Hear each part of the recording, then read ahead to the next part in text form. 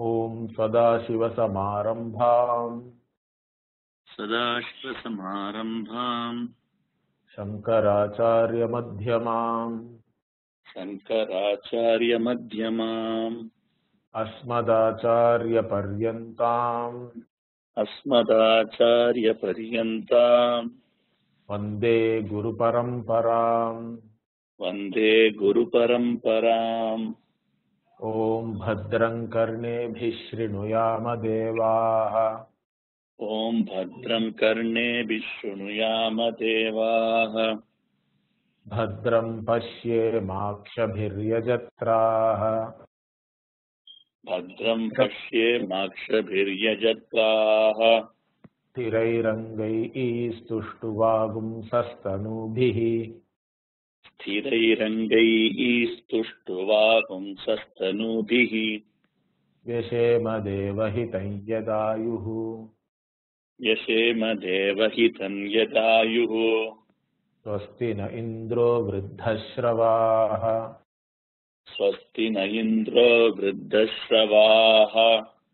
स्वस्ति नः पूषा विश्ववेदाः। स्वस्ति नः पूषा विश्ववेदाः।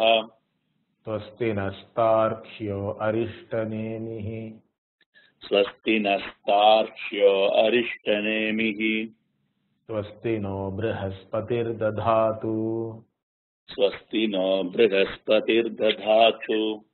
ॐ शान्ति शान्ति शान्तिः। ॐ शान्ति शान्ति शान्तिः। So now we were in the second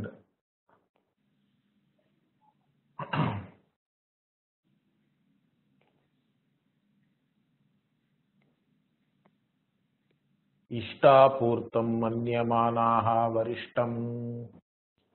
इष्टापूर्तं मन्यमानाः वरिष्ठम्। नान्यच्छ्रेयो वेदयन्ते प्रमूढाः। अन्यश्रेयो वेदयन्ते प्रमूढाः। नाकस्य पृष्ठे ते सुकृतेऽनुभूत्वा।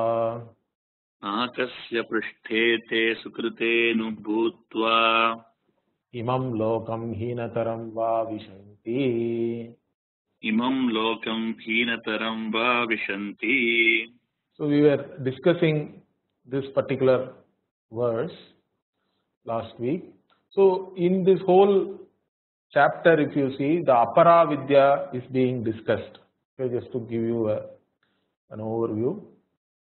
So as part of that, it was said that all this karma, which has been described in many different ways in the different Vedas, they are all satyam, means they produce their results, okay, their intended results. So normally a person who takes himself or herself to be a karta, bhokta, and one who looks upon oneself as a wanting person would have to do karma, okay? Because everyone is interested in the karma phala. And if you are interested like that and you are a Vaidika, you can do different types of karma starting from Agnihotra onwards. There are many karma are there. So all those karma only are called as ishta here. Ishta here does not mean what you desire. Normally even in Tamil we have the word ishtam, correct? Ishtam is used as whatever you like or what you desire, but here it comes from the root yaj. So ishti or ishta here is it means all the different karma, and there is actually in Atri Samhita also there is a verse which talks about what actually constitutes ishta or ishti, and purtam means all the other charity work, social work, okay, all the karma which is said in smritis. Ishti means whatever is said in the shruti, okay, and also other tapas, all those kind of karma which you are supposed to do, Vaidika karma. Purta karma means mainly whatever is talked about in the smritis and also the different charity work. Vapi, Kupa, Tatakadi, Devata, Ayatanani cha Also Anna Pradhanam, Aramam, Purtamityabhidiyate, like that there is a verse is there. So Vapi, Kupa, Tatakadi means all these different water bodies, okay, wells, ponds, and tanks and lakes and all that, correct? And Devatayatanani means you are building some temples, okay, and also Annapradhanam, giving food to people. Aramam means also again all these chowl trees, places to stay so that people can take rest there, rest houses. So all those things one is supposed to do. These are all good things, okay. Both Ishta Karma and Purta Karma are all to be done. They are all to be done by a Dharmika, by a Vaidika. But still, those who think those are the only things which are important. Parishtam Manyamanaha. So here the Upanishad is not condemning the Ishta and Purtam itself. Understand that. Even a Mumukshu can do different Ishtis and also Purta Karma. Swamiji also said, started this aim for Seva. We were all doing lot of Seva work. We continue to do. There is nothing wrong in that. But what is the attitude with which you are doing all these things is more important. So Upanishad is not condemning the Ishta and Purtam here. Understand that. But what it is condemning is they consider this as Varishtam. This as the ultimate, let us say, or this is the only thing. Some people are there even now. They say, correct, I don't know whether God is there or not, but I just want to do good to other people. Okay, even the famous, there was one atheist in Tamil Nadu. So even he said, Makkal Sevaye, Magesan Sevai. So he said the Seva to the people is the Seva to God. Or Nara Seva, Eva Narayana Seva. Like this also people are there. So doing Seva is okay. See, it is something good. It is something natural also, because we are all empathetic people.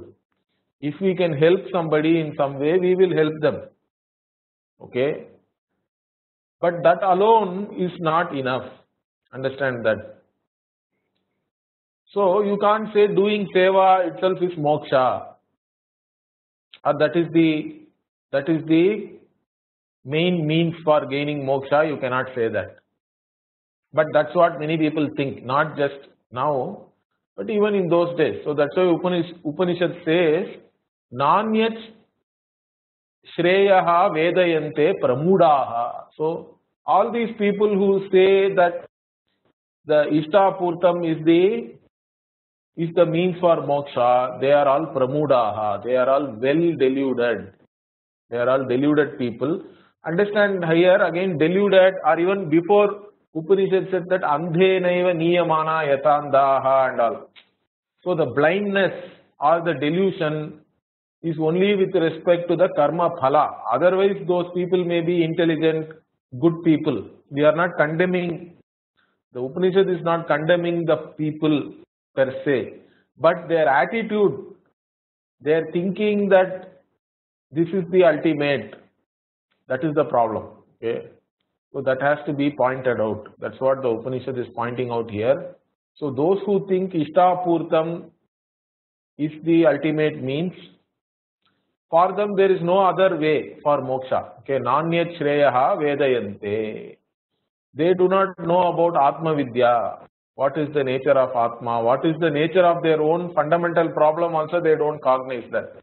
Because if you understand what is your fundamental problem correctly, then the solution for that also cannot be any karma phala. That is very clear, correct? If we analyze ourselves and have a certain understanding that my fundamental problem is one of self non-acceptance. And why does this self non-acceptance is there?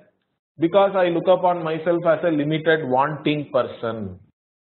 So my fundamental problem is that I am a self-conscious being and I look upon myself as a limited and wanting person, and that is not acceptable to me. So it becomes a problem of self non-acceptance. Then the solution cannot be something else. Solution cannot be gaining a karma phala. Even after gaining a karma phala, you are the same limited being. Understand that. You are the same wanting person. Maybe for some time, when you gain something, you may not look upon yourself as a wanting person for some time. At that time, you are happy. But again, there are so many wants, so many, in all ways we are limited anyway, correct? If you look upon yourself as the body, mind, sense complex, you are limited. There is no other way you can look at yourself. So you again become a wanting person. And it goes on and on. That is the samsara. That is the samsara sagara. So there is no other way. So it is like blind people. Those who are in samsara are like blind people. And they don't know who they are following also. That is the tragedy, correct? A blind person can hold on to some other person.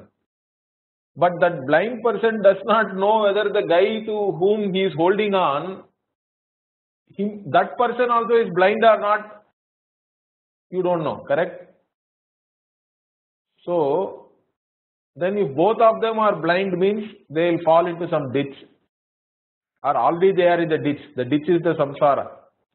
But they have no way of getting out also. They are falling from one ditch to another ditch, they are falling. See, that is the sad part of this. So even otherwise intelligent people, good people, okay, dharmika people, but they don't know any other way or moksha. They think that karma phala is moksha, so they are doing karma, at least they are doing it according to dharma. That we have to appreciate. And because they have done this good karma and they have gained punya, what happens to them? Nakasya prishte te sukrite nu bhutva. So they are in the, prishte means in the middle of nakasya means what? Naka is an interesting word. Ka means sukha and akka means the opposite of sukha, which is dukkha or pain. And naka means where there is no pain. That place is called naka. Na aka. Asau. Iti nakaha. So nakasya prishte means it is heaven. Heaven is called naka. So you are in the middle of heaven. Middle here means again there are many lokas are there, correct? Swarga loka, when we talk about bhuhu, bhuva, swaha and all that, up to Brahma loka. Then this Brahma loka you can't reach by just doing karma. By doing Ishta and Purta karma. Ishta karma and Purta karma alone will not take you to Brahma loka. Because Brahma loka requires you to also do Upasana. So only if you have done both karma and Upasana for a length of time, you can go to Brahma loka and the higher lokas. So one who has done only karma, Ishta karma and Purta karma, normally goes to a in-between loka, we can say, correct? According to whatever punya that person has. But still it is a nice place, okay? Because there is no pain there. It is a pleasant place. Swarga is a nice place to be there. And it is the result of your own sukrita. Sukrita means you have done some good karma. And the result of that good karma is punya, and that punya alone is sustaining you in the swarga. So anubhutva, having enjoyed this swarga vasa, okay, then what happens? Imam lokam heenataram va vishanti. So having enjoyed the swarga, this person has to come back either to this earth, okay, or even lower than that. So here in fact Shankara in the Bhashya says how he even explains this, because there can be a question. How can somebody who has done good karma and who has gone to heaven go to even a lower loka than this bhuloka, or go to all this? There are patala lokas are there, correct? Okay, different types of hell you can say, if you want to use that term. So how can they go there? They are all good people, they have done good karma. This is where we have to understand Sanchita karma is there, okay. So Sanchita, the accumulated karma is anadi. It is beginningless. We don't know how much it is there. So from that anything can be fructifying. Understand? So even after enjoying Swarga, you can go to Naraka also. Or you can be born as an animal in this earth. That is also possible. That is also Heenataram. Compared to a human life, an animal life is a lower form of life because it is mostly driven by its own instincts. It doesn't have the same amount of self-consciousness as a human being has. So imam lokam heenataram va vishanti. So that is the thing here. So what the Upanishad is showing here is apara vidya is only concerned with karma. Even Veda, Vaidika karma also is included here. Understand? The knowledge of the Vedas, the Purva Bhaga, and also whatever karma you have understood from that and you are doing, they are all good in the sense that they will give you the results. Whatever is promised will be given to you, but still that is not good enough if you want to get moksha. That is the important thing here. So even though you gain all your punya and you go to a nice loka, you can't be there forever. So in our tradition, in the Vaidika tradition, there is no concept of eternal heaven. Understand this. It's a very important thing. Eternal heaven itself is a illogical thing. Okay. It cannot, something which starts will always end in time. Whatever starts in space-time has to end in space-time, or at least has to end with space-time. So that being the case, there is nothing called eternal hell or eternal heaven. You are not going to burn in hell also forever. Because some theologies are only frightening people, correct? So either they are doing tourism promotion by telling that heaven is very nice, there will be a river of wine, you can drink all you want and you will have 72 virgins and all that. That is one desert thinking is there, okay? Then the other also is something, if you don't follow me, you will always be burning in hell. So one side fear, another side showing some nice things, okay, to entice you. So that is what most theologies are doing, and that is not good enough. Even if you go to Swarga, you are the same individual. As long as you are the individual, you will be a wanting person even in the Swarga. Because there are Taratamya is there even in Swarga. There are differences are there. There are higher devas, lower devas, all those things are there. Okay. So that is something you have to understand. Now continuing. So till now what we have seen is the Upanishad has talked about, you can see here, karma phala. Now what about karma and upasana also? Because there are another contention is there, okay.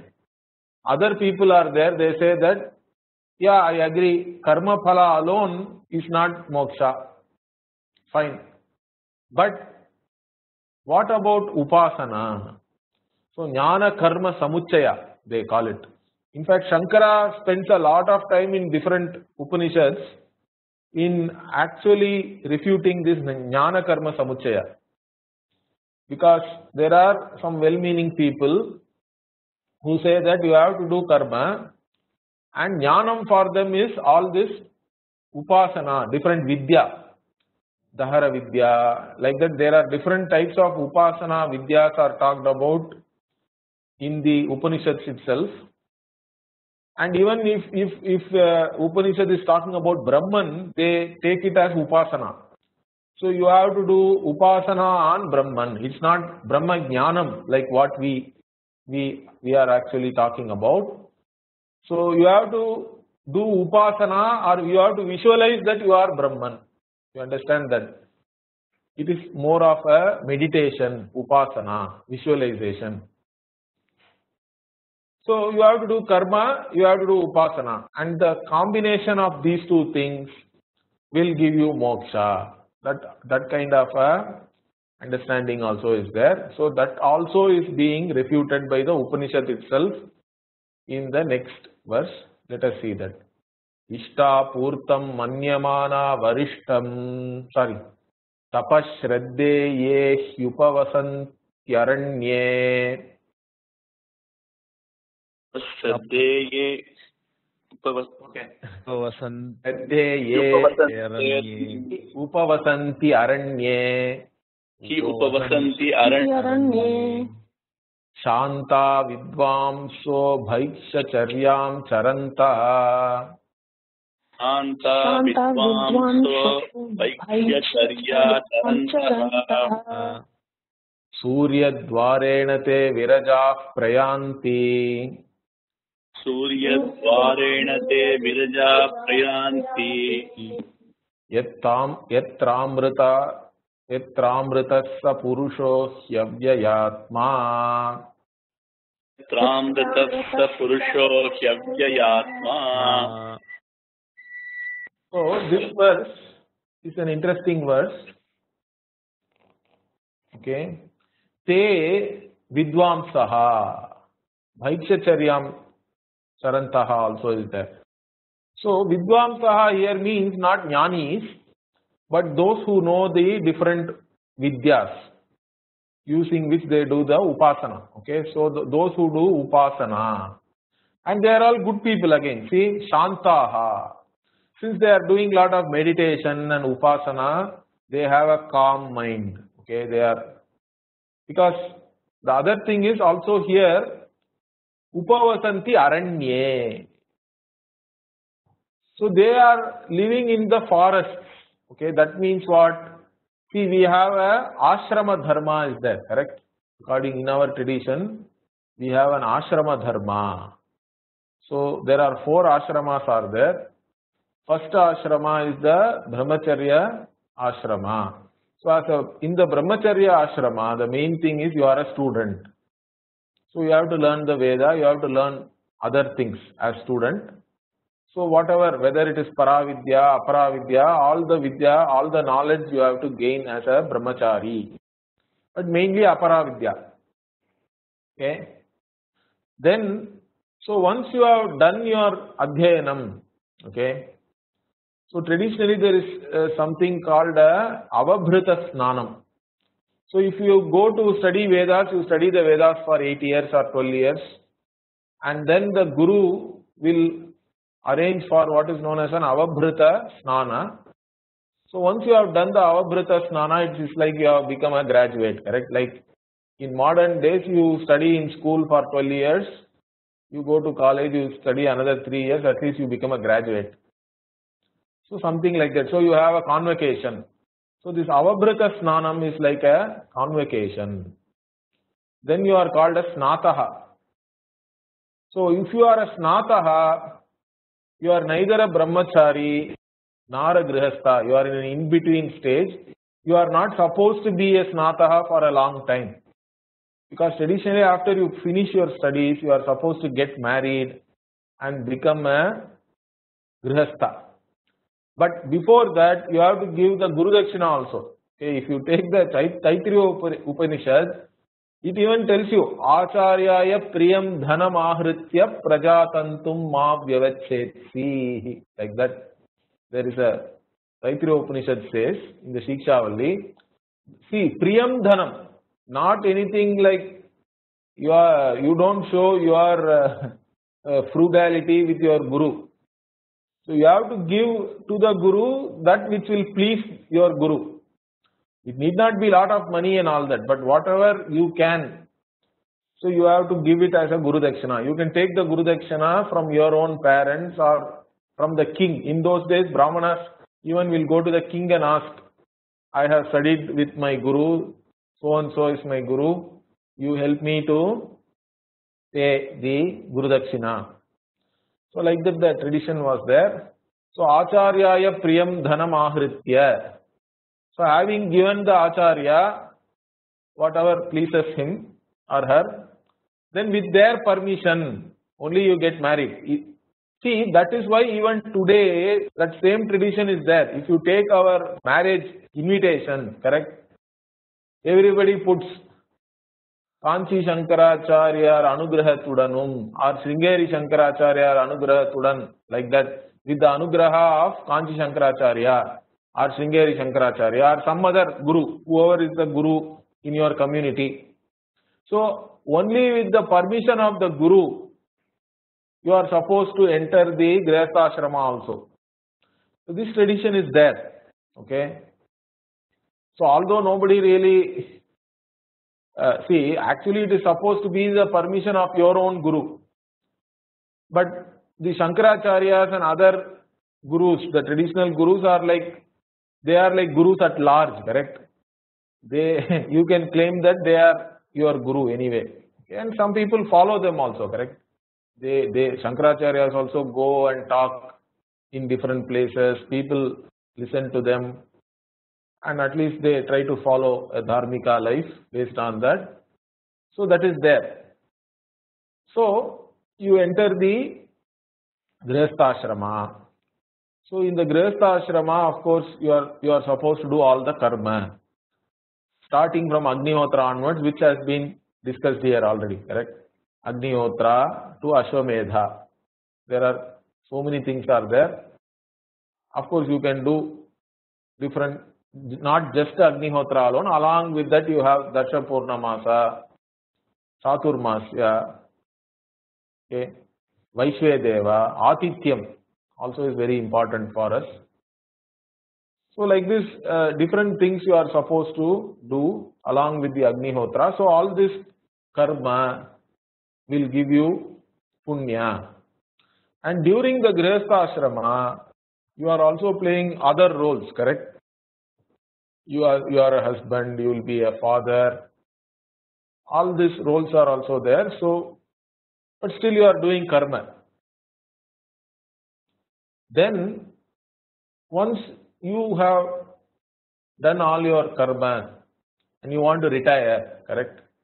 So you hand over all the responsibilities of the family to your children, others in the family, and you want to retire.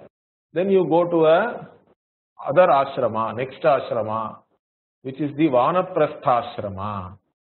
So you become a Vani, correct? So you go and live in a Vana. Vana means here it is not like some jungle book or anything. You don't go into a dense forest with wild animals and all that, but a secluded place, okay, away from the regular din and bustle of life. So normally you had places like this at the edge of a village or something like that, or between two villages. So those kinds of places, wooded forest, but not with too many wildlife and all that. So you want to live a secluded life, a contemplative life. So once you become a Vanaprasthi also, you are still doing karma, but Nitya karma and all you have to do little bit. But that also you can do Manasa karma mostly. So instead of physically doing all the big karma, you do it in a Manasa. That's why we even have Shiva Manasa Puja and different Manasa Pujas are all there. Understand? Similarly, other karma also, you don't do all of them physically, but you can do them as mental karma. And along with that, different upasana. Okay. So karma and upasana you are supposed to do. That's why the upasanas themselves are supposed to be in a section in the Veda called Aranyaka. Because the upasanas were done by those who live in the Aranya. That's what is said here also, correct? Aranye upavasanti. So those who live in the Aranya and they are pursuing this upasana, correct? Vidvamsaha, Shantaha, they are calm. They have done a lot of karma. Now they are doing karma and upasana. That is one set of people. So the Vanaprasthis, the Vani, they are talked about here. And also Bhaikshcharyam Charantaha. So here again you can take it in two meanings. One is, since the Vanaprastha ashramis, they are not having a regular lifestyle, correct? So they go and take their food also in the form of bhiksha. So they collect alms and then they eat. So they don't have a regular kitchen and all that, because they are not interested in even doing all that. So they are taking bhiksha. Or bhikshacharya means, it can also mean those who have taken the next ashrama, which is sannyasa ashrama.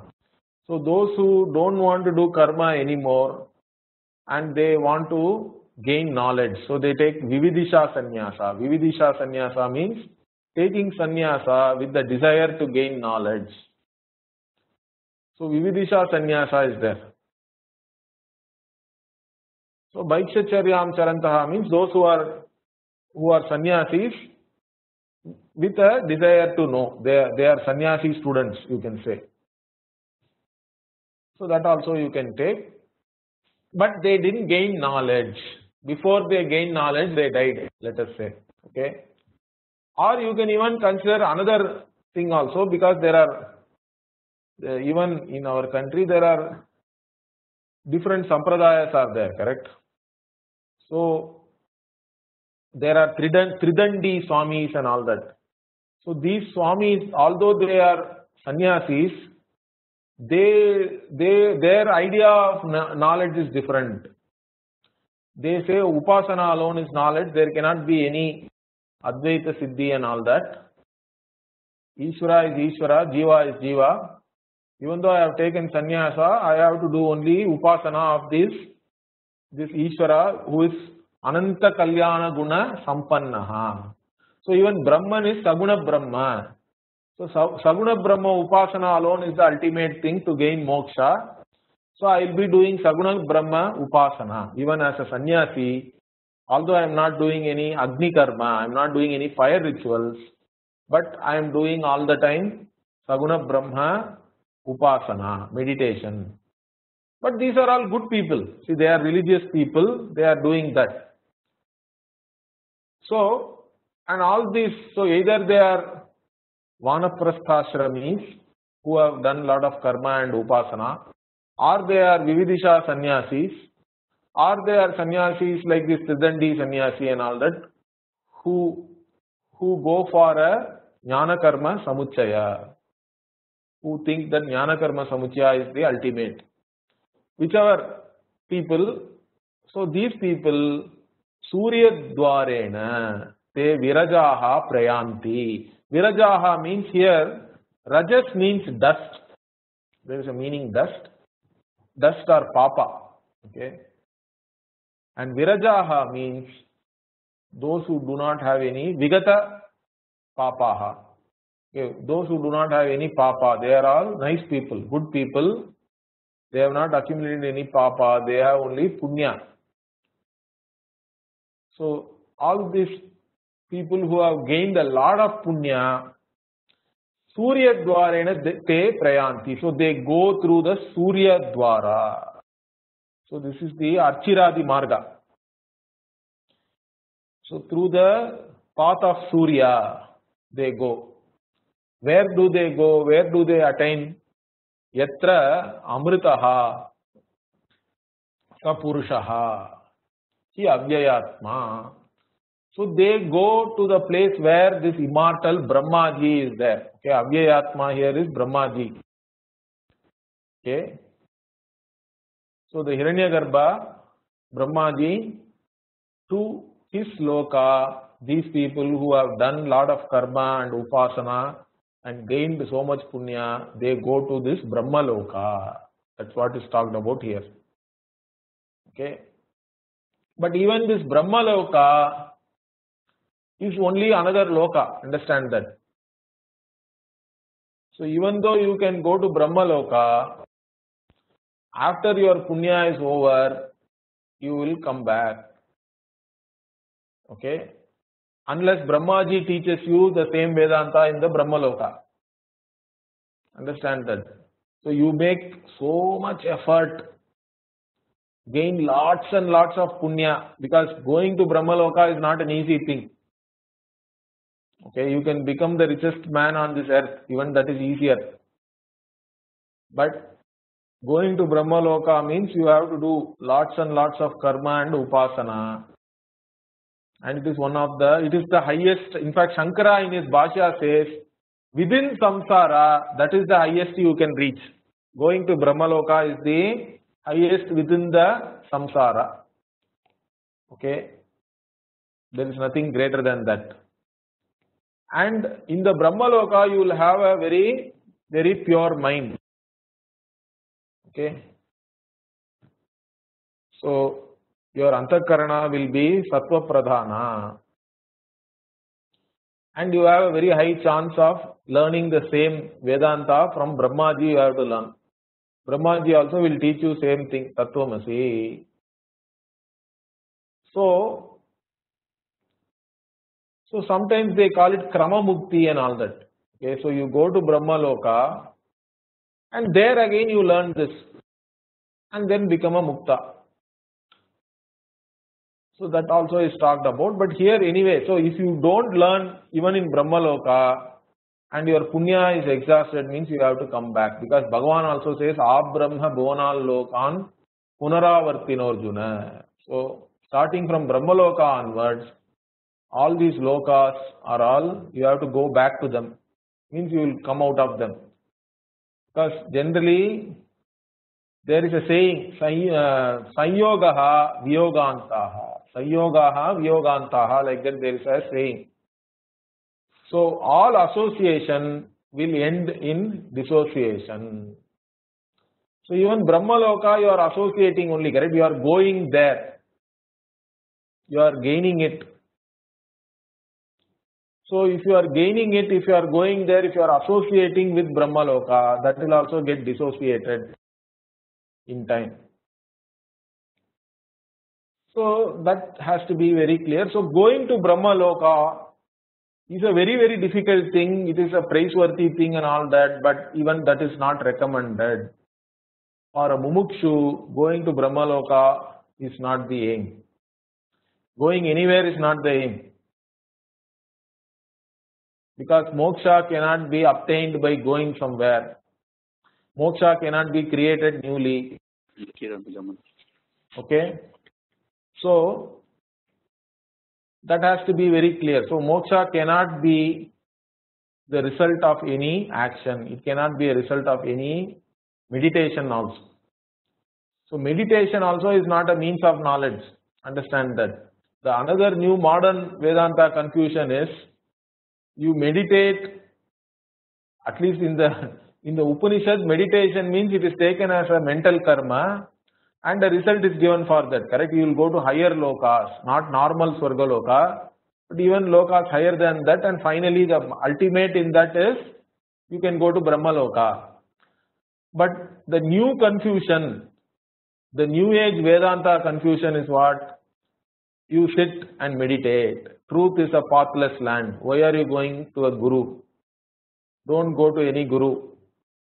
You sit and meditate. Look within, dive deep within, inside you, and you will have intuition suddenly. So you will become enlightened. Enlightenment is suddenly you will become enlightened. It's like a big bang. I don't know, whatever. So like that, many people are sitting their whole life, they are doing meditation, 30 years, 40 years and all that. I have seen people like that also. So many of them, yeah. I have a question. So are you saying that, like Jnana Yoga, like contemplation or however way you call it now, by learning these scriptures, is that the way to become a mumukshu?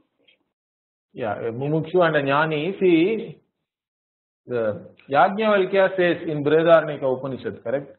Atma vare drashtavyaha, srotavyaha, mantavyaha, nididhyasitavyaha. So the Atma has to be seen, Atma has to be known. And how to know this Atma? You have to listen. You have to listen to the Guru and the Shastra. That is the Shravanam. So Shravanam is the main means for Atma Jnanam. And Mananam, Nididhyasanam. So you have to again clarify all your doubts, and you should have a very clear knowledge, okay? And that clarity of knowledge is such that you abide in it naturally. So for that only the Manana Nididhyasana is talked about, so that you have a clear knowledge and you are able to be established in that knowledge also. That knowledge is so natural to you that you have now no need to recollect it and all that. You live a life according to that vision. You are totally transformed. So that is the thing here. Can I ask one more question? Yeah, please. So like then could we say that all the yoga where we through physical exercise and then pranayama and meditation, they will help us in the path of abiding or help us in the path of natural abiding to this knowledge which without which we just know it as a scripture, we have heard it as a scripture. I mean, I'm trying to go for yoga classes, pranayama, meditation, hoping that it will take me to some next level. Yes, that is true. What we are saying here is, it is not the sakshat karana. Sakshat karana is to listen to the shastra. Okay, let us take the other case. Okay, you don't listen to any shastra, you don't go to any guru, you only do yogasana, you do pranayama, you do meditation, you do some mantra japa. Will it give you moksha? Means no. So those are not the means to gain moksha. But those things can prepare you to become a qualified student for moksha. To gain moksha, to gain jnana, you have to be a adhikari. To gain that adhikaritvam, all these things are useful. By themselves, they are not useful. But they are useful for you in the sense that you can become now a qualified person to receive this knowledge. Only in that sense they are useful. So that has to be understood very clearly. Otherwise, there is confusion only. Okay. Okay, thank you. So yeah, Jay, one more thing. Yeah. Even reading the scripts and gaining the knowledge, it's just the knowledge that we get from the script. But the real moksha that we attain by experiencing it, right? So this is again a good question, which is the biggest confusion going around now. So experience means what? See, are you not experiencing yourself? Is there any time when you don't experience yourself? We experience it ever, but the awareness is not there. The problem is, let me tell you, experience is not an issue. Atma is always experience. It is your own swarupa, correct? It is swaprakasha. Swatha siddha Atma. It is all the time being experienced by one and all. So experience in itself is not an issue. Or any special experience also is not going to make any difference. The problem is, how are you going to interpret that experience? Unless you have clear knowledge, you have no way of interpreting your experiences also correctly. So the knowledge which is given by the Shruti, in that light only you have to see yourself. If you are able to see yourself in the light of what the Shruti is revealing, there is no other special experience or anything which is required. Is that clear? Because we are all the time, Atma is already aparoksha. See, when we talk about knowledge, we talk about direct and indirect knowledge in the tradition, okay? So paroksha jnana means, let us say you have never seen Himalayas, correct? Now I go to Rishikesh, I go to Gangotri, and then I see all that and I come and tell you, Himalayas is like this, like that, a lot of snow, huge mountains and all that. Now you also know that now, correct? That is the paroksha jnanam. Now that paroksha jnanam, if you want to make it more direct means what you have to do? You have to travel. You also have to go to Himalayas and experience the same thing. So your question is coming from the same thinking, correct? So you think that first you have to gain knowledge, which is Paroksha Jnanam, and then make it direct knowledge by going and experiencing whatever you have known. Now that is true only for things which are away from you. Understand that. Okay? But Atma is not like that. Atma is always available to you. You are all the time Atma only, correct? It is yourself. So here there is no special experience or anything. All the wrong notions have to go away. All Ajnana has to go away. And whatever is there is you. And that is your reality. So there is no need of knowing and then doing something or trying to gain experience and all that. In fact, that will again become something like this Jnana Karma Samuchaya. You have to know and then do meditation to experience also is not the right way to understand. The Pramana reveals, and even Shankara and other Bhashyakaras also, they have talked about that Jnana Deva Kaivalyam, correct? And there is no gap between the gaining of knowledge and the gaining of moksha. Is that clear? The gaining of knowledge alone is the gaining of moksha also. Brahmavid Brahmaiva Bhavati. Upanishad also says. The Brahmavid becomes Brahman means what? Brahmavid is Brahman. You are already the Brahman and all you have to do is to know that fact. So it is like I am having my specs here and searching all over the place. Correct? Now the Guru comes and points out, hey, you are already the one with the specs. Now you tell me what experience I have to gain to become the one with the specs. I don't require any experience, correct? Yeah, maybe we are already experiencing it, but we are not aware of that experience. Maybe that is so what. That is the awareness only comes by the Shravana Manana Nididhyasanam. Is that clear? So you have to gain the knowledge by doing Shravanam, by listening to the Guru Shastra, by contemplating on that, by clarifying all doubts. So that is the idea. Initially you have some vagueness is there. What the Guru says is true or not, you have to give benefit of the doubt to the Guru also. That is what is called Shraddha. So with Shraddha, you listen to the Guru and the Shastra. And then once you understand, that's it.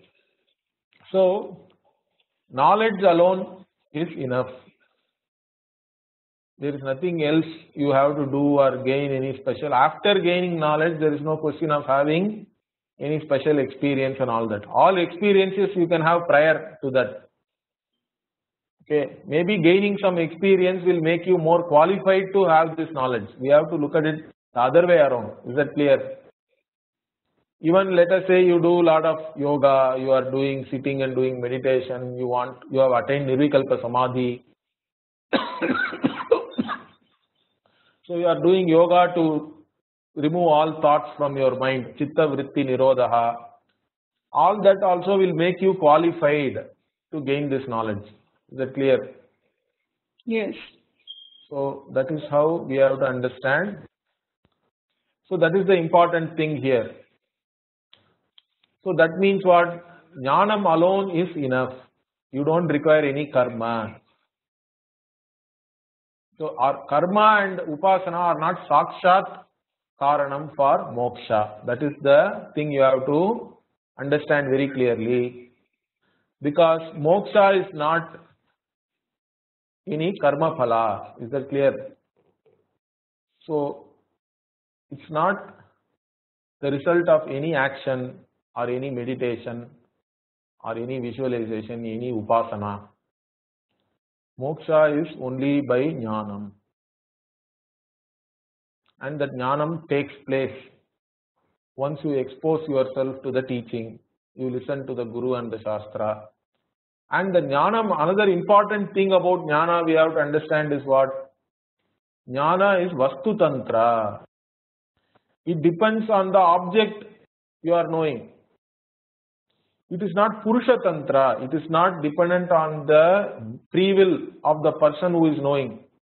Just because I don't like Karela, let us say, I don't like bitter gourd. So I can't say that I can't will the Karela will become mango.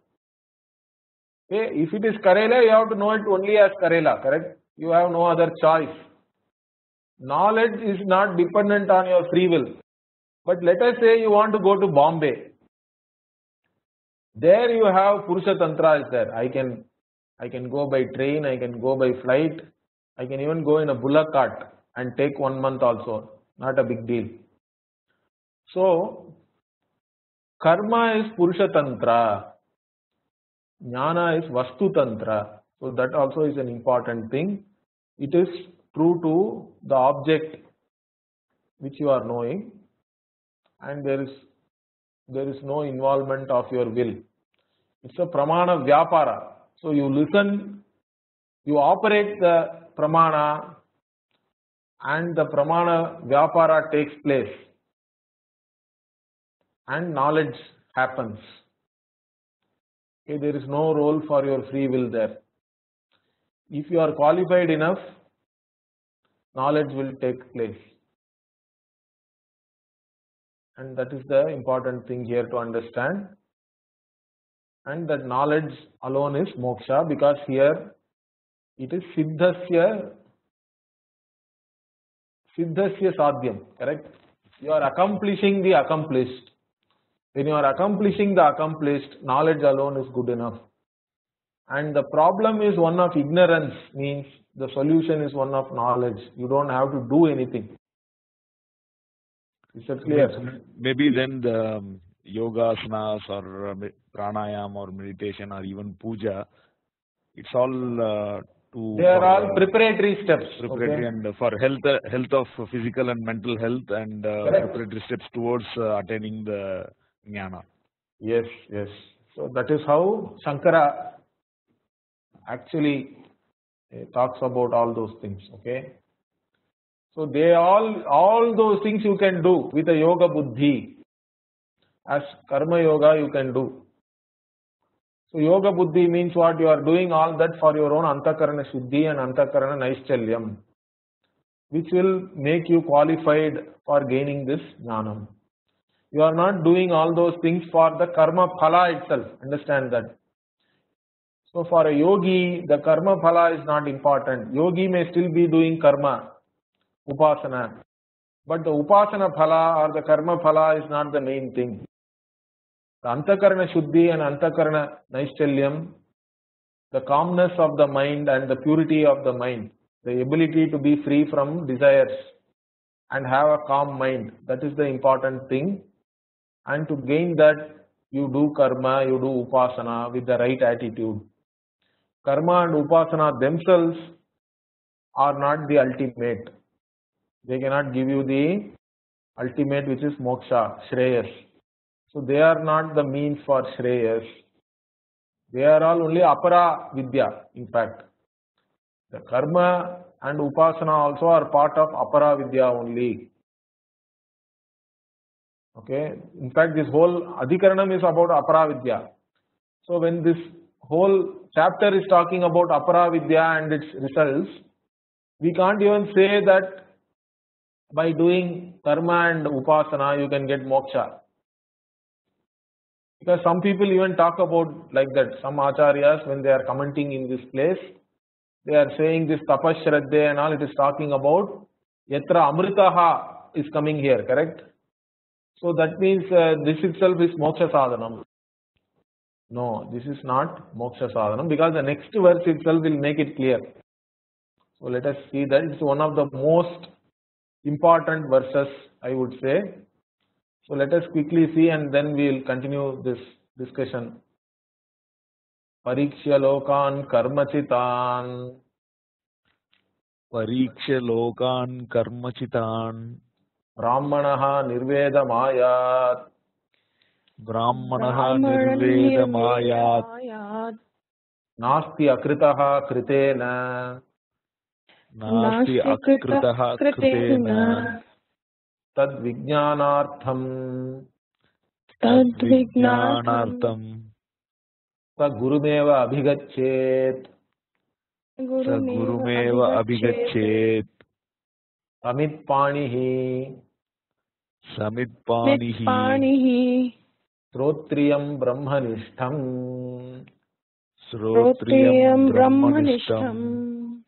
So this is the verse you have to understand if you are a mumukshu. And this verse has everything in fact. I have talked about this verse even during the introduction to Vedanta when I was conducting that. So this is one of the most important verses and this very oft quoted verse also. So what does it say? Parikshya lokan karmachitan. Karmachitan lokan parikshya. So karmachita means whatever you can get by karma, whatever you accumulate by karma. Lokan here means you can take it as loka, like whatever, the swarga loka and all that. But better is lokyate iti lokaha. Lokyate means whatever you experience. So all the experiences which you can gain by karma, and upasana also we have to take because the previous verse talked about that also. So all the experiences which you can gain here or hereafter by doing karma and upasana, having examined all of them, parikshya. Okay, so the discriminating person is the one with discrimination, one who understands one's own fundamental problem. That person, having examined all the results of karma and upasana and all the experiences you can gain by that, what is the conclusion? Brahmanaha. Brahmanaha here means viveki, the one who has discrimination. The Brahmanaha nirvedamaya. The viveki gains dispassion. Because for a viveka purusha, the one who knows what is nitya and what is anitya clearly,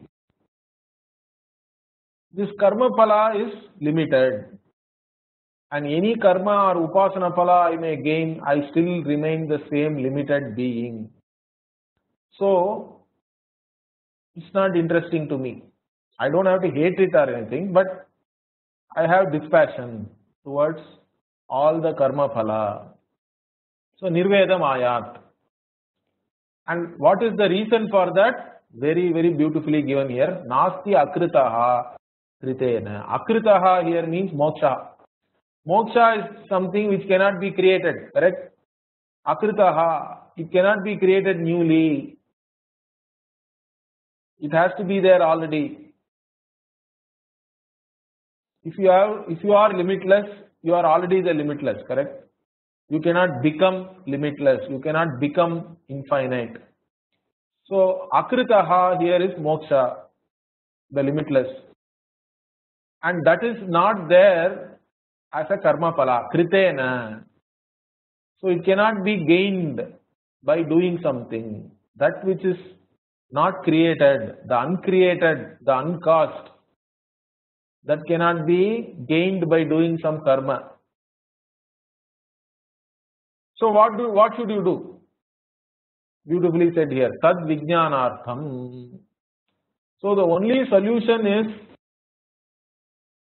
the gaining knowledge, because if you want to be the limitless, and if you are already the limitless but still think you are limited, then the issue is one of ignorance. And if the problem is ignorance, solution is knowledge. So you have to know your own swarupa. So tad vijnanartham sa gurumeva abhigacche. So you have to go to a guru. There is no other way. Only a guru can point out. Because here understand, the seeker and the sought are one and the same. That is why it is a problem. And you cannot just sit and keep on questioning yourself, who am I and all that. You are already the ignorant person. The ignorant person, by just questioning, will not get any knowledge. If you want to get knowledge, you have to operate a means of knowledge. And who has the key to the means of knowledge? The Guru only has the key to the means of knowledge, which is the Veda. You can't study the Veda by yourself also and understand that. Shastrajñopi Atma Vicharam, you should not do yourself. Understand that. Shankarji, I have a question. Yeah. So, like we read that Ramana Maharishi, he had his enlightenment when he kept on asking, "Who am I? Who am I?" So, is this possible only? He did not do who am I and all that. Understand that. He had a certain experience and he had a certain insight into that. But later on, he taught others, saying that you ask who am I and all that. But we don't know whether he himself sat with that who am I all the time. So the problem with even Ramana sometimes is that, see, he is like an exception to the rule. Yeah, okay. We don't know whether Ramana underwent some proper Gurukula Vasa in the previous birth also. It's like already he has gained everything, but he had a little bit, he had to undergo something, some clarification, he had another birth. So we have to take it as a exception to the rule. So you should not follow the exception. Understand that. That is the problem. So this Ramana example keeps on coming all the time. And the important thing is, knowledge is gained by not questioning alone. You have to operate the right means of knowledge to gain knowledge.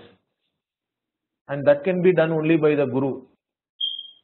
So tad vijnanartham sa gurumeva abhigachet. Upanishad is very, very clear. Khandogya Upanishad says acharyavan purusho veda. Then Bhagavad Gita says tadvidhi pranipatena pariprashnena sevaya upadekshyanti te jnanam jnaninas tattvadarshinaha. So everywhere you see all our Shastra, they are very clear. You have to go to a Guru and study. That is the only way. And how should you approach the Guru? Samit Panihi. Means it shows that you are ready to do seva to your Guru.